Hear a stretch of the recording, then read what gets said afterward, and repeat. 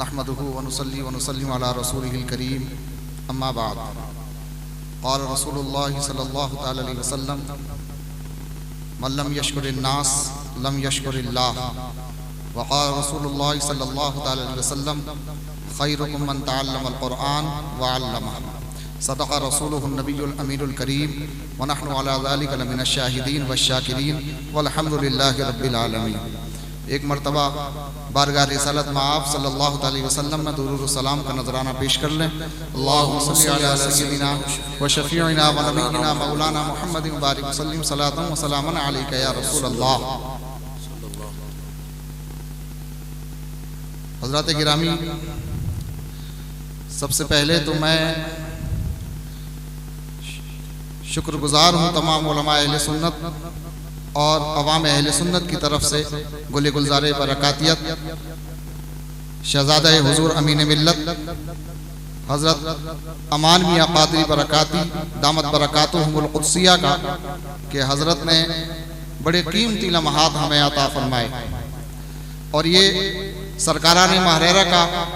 ہم پر خصوصی کرم ہے، بلکہ بارہا حضور امین ملت نے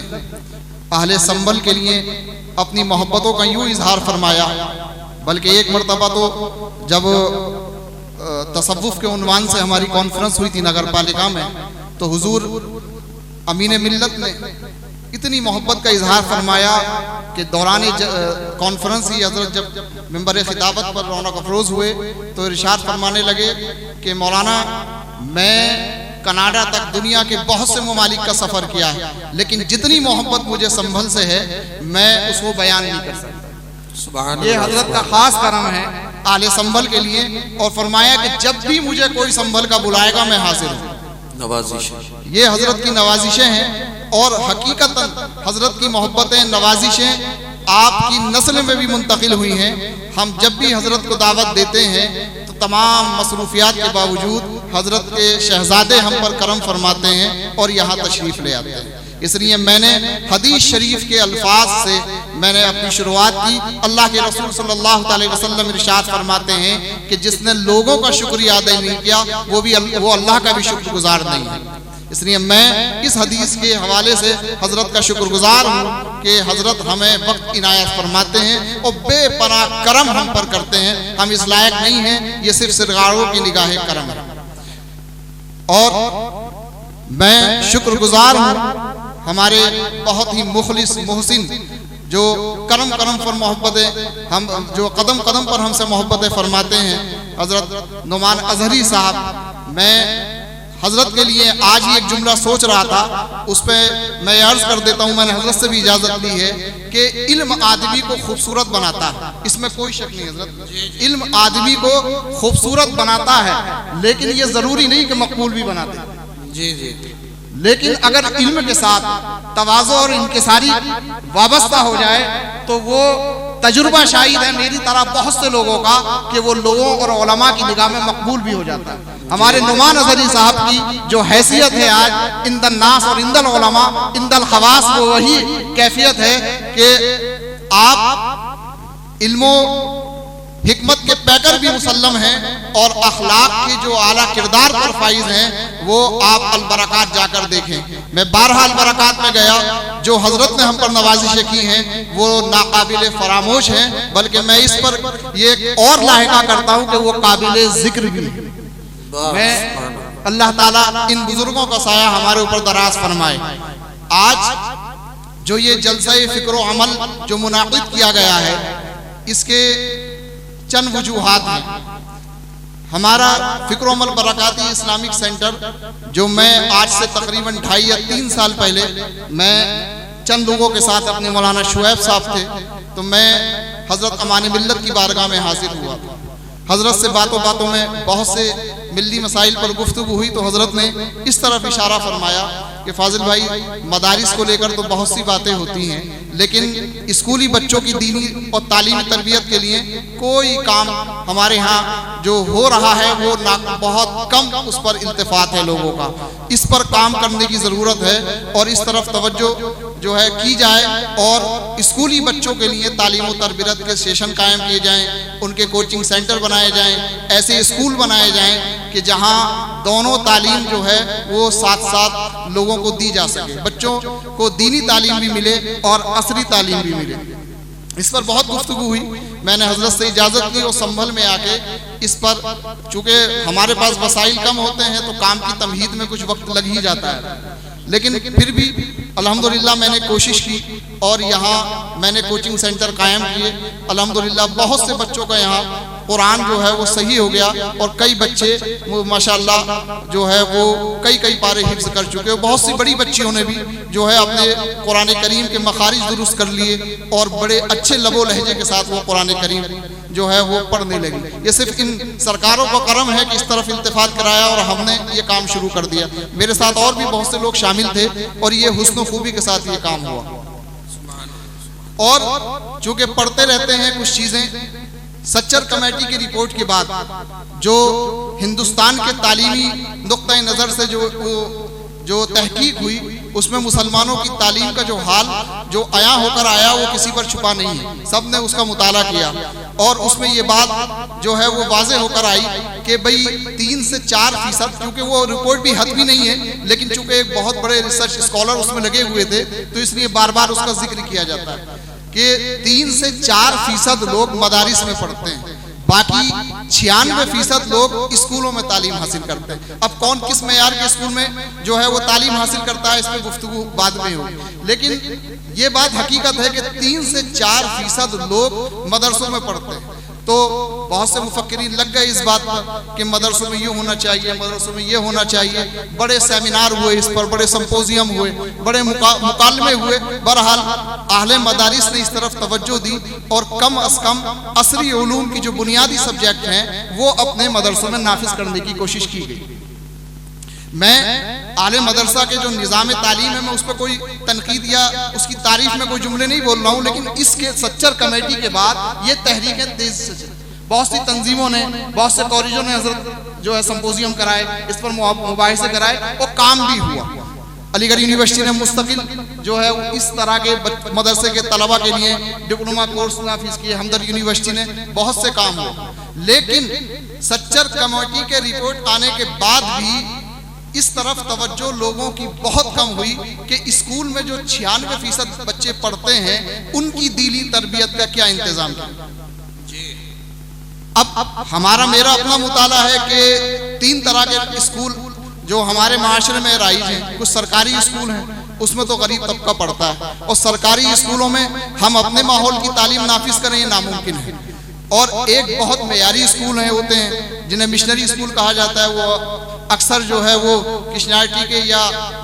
والودیا مندر جیسے اسکول چلتے ہیں، وہ سب ہندو مشنری چلاتی ہیں، وہاں بھی ہمارا کوئی دخل نہیں ہے، لیکن سنبل جیسے ماحول میں یا مسلم اکثریتی علاقوں میں بہت سے بچے، ہمارے مسلم بچے ان اسکولوں میں پڑھتے ہیں۔ اب ظاہر سی بات ہے صبح سے لے کے شام تک کا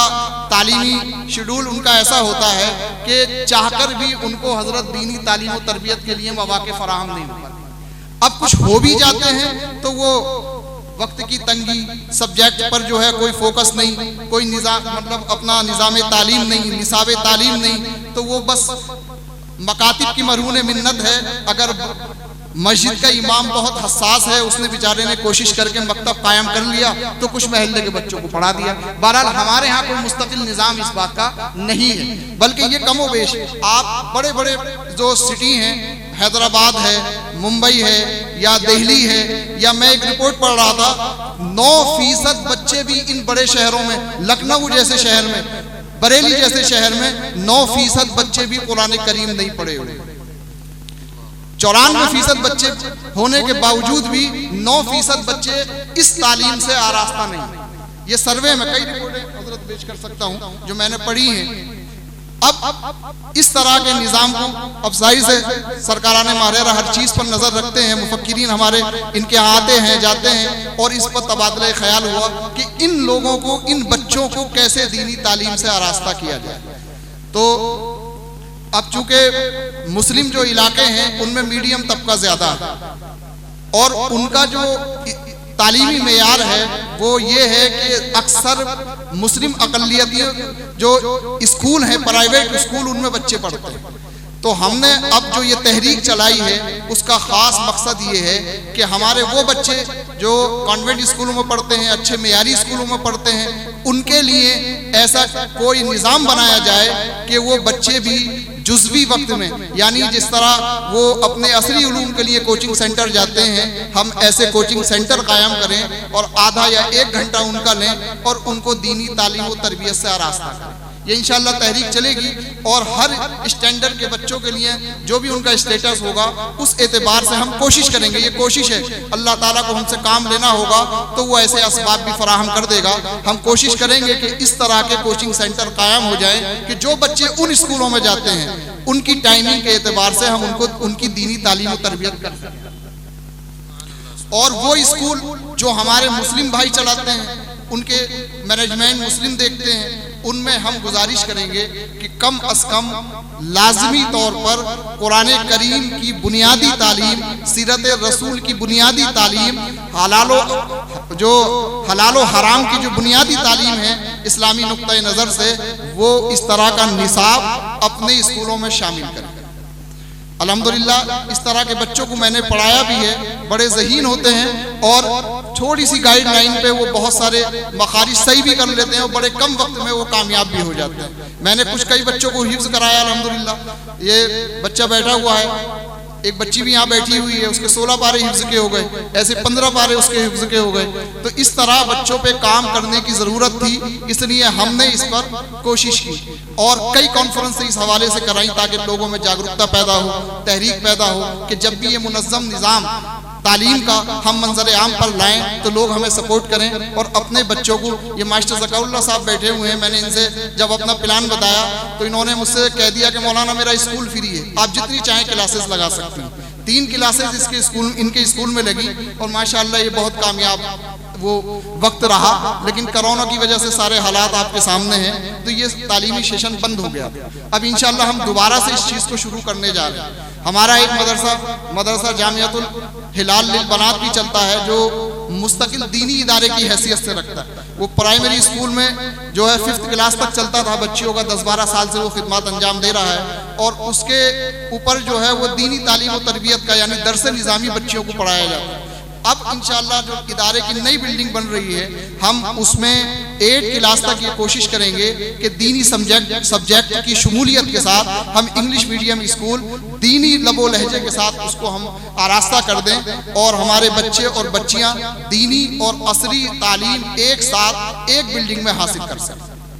یہ ہماری کوشش ہے۔ سرکارہ نے محررہ کی اگر نگاہ رہی اور ہمارے علماء سنبھل کا ساتھ رہا اور مخلصین کا ساتھ رہا تو انشاءاللہ یہ جلدی جو ہے یہ خواب شرمندہ تعبیر ہوگا اور انشاءاللہ ہم سب مل کر یہ کوشش کریں گے کہ ہم یہ 9% کا جو آگڑا نکل کے آیا ہے ہم ایسا نظام بنائیں کہ 90% بچے ہمارے قرآن کریم کی تعلیم سے آراستہ ہوں۔ 100% انشاءاللہ ہم کوشش کریں گے۔ کوشش کرنے میں اگر اخلاص ہو تو اللہ کی مدد وہاں سے ہوتی ہے جہاں سے ہم گمان بھی نہیں کرتے۔ بس اسی مقصد اور اسی تحریک کو انجام دینے کے لیے ہم نے اور آگے بڑھانے کے لیے میں نے حضرت سے عرض کی، حضرت نے وقت عنایت فرمایا اور میں نے حضرت اپنے مخلص محسن حضرت نعمان اظہری صاحب کو بر وقت ایک ٹاپک دیا بڑے کم وقت میں۔ 2-3 دن پہلے میں نے حضرت کو دعوت نامہ بھیجا اور اس پر یہ عنوان۔